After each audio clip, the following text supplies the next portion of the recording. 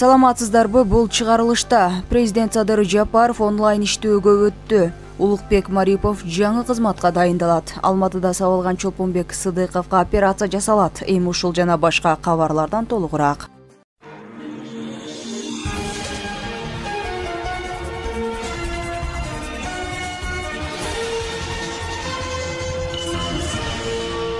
Соңку бир суткада Кыргызстанда коронавирус 426 адамдан жаңы аныкталды. Ооругандардын басымдуу бөлүгү Бишкек шаарынын тургундары. Саламаттыкты сактоо министрлиги вирустан дагы 2 бейтап каза болгонун билдирди. Ушуну менен өлкөдө COVID-19 жуккандардын жалпы саны 195 миңден ашты. 2851 бейтап каза болду. Ушул күндөрү 1176 бейтап ооруканаларда, 6780 адам үйүндө дарыланууда. Саламаттыкты сактоо министрлиги ай башында коронавирустун омикрон штаммы катталганын, өлкөдө коронавирустун 4-чү толкуну башталганын билдирген. Оору кескин көбөйгөндүктөн Бишкек кызыл зонага кирип, бир катар орто мектептер онлайн форматта окууга өттү. Булак Азаттык.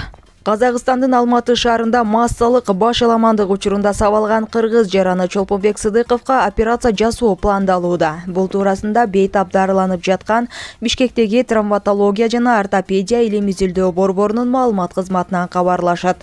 Маалым болгондой, Чолпонбек Сыдыков 20-январда ооруканага жеткирилип, жандандыруу бөлүмүнө жаткырылган. Бир күндөн кийин палатага которулган. Бүгүнкү күнгө карата бейтаптын абалы орто оор деп бааланууда.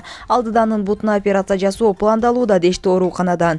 Белгилей кетсек, 20-январда Чолпонбек Сыдыков Ак жол көзөмөл өткөрмө пунктуна чейин жеткирилип, андан кийин медицина кызматкерлери тосуп алып, тез жардам кызматы менен Бишкектеги травматология жана ортопедия илим изилдөө борборуна алып келишкен.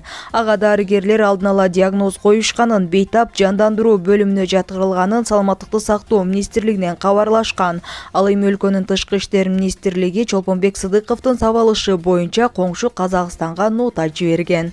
Булак Суперкейже. Мурдагы премьер-министр Улукбек Марипов Кыргызстандын Сауд Арабиядагы элчиси болушу мүмкүн. Бул туурасында жогорку кеңештеги ишенимдүү маалымат булактар билдирди.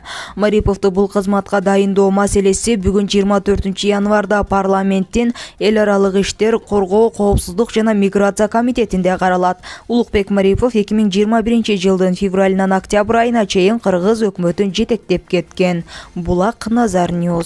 Президент Садыр Жапаров Кытайга боло турган иш сапарына байланыштуу аралыктан иштөө режимине өттү. Бул тууралуу президенттик администрациянын маалымат кызматы билдирди. Дүйнөдө коронавирус инфекциясынын жайылып жаткан учурдагы кырдаалында эпидемиологиялык коопсуздук чараларын сактоо зарылчылыгы менен шартталган. Мамлекет башчысы аралыктан бирок толук кандуу график менен иштейт. Үстүбүздөгү жылдын 3-5 февралына белгиленген Кытайга боло турган сапардын алкагында президент Садыр Жапаров Пекин шаарында 2022-жылкы кышкы Олимпиада оюндарынын ачылыш аземине катышат. Ошондой эле Кытайдын төрагасы Си Цзиньпин менен эки тараптуу жолугушуу өткөрөт. Эске салсак, президент Садыр Жапаров 10-январдан 17-январга чейин кыска мөөнөттүү эс алууга чыккан.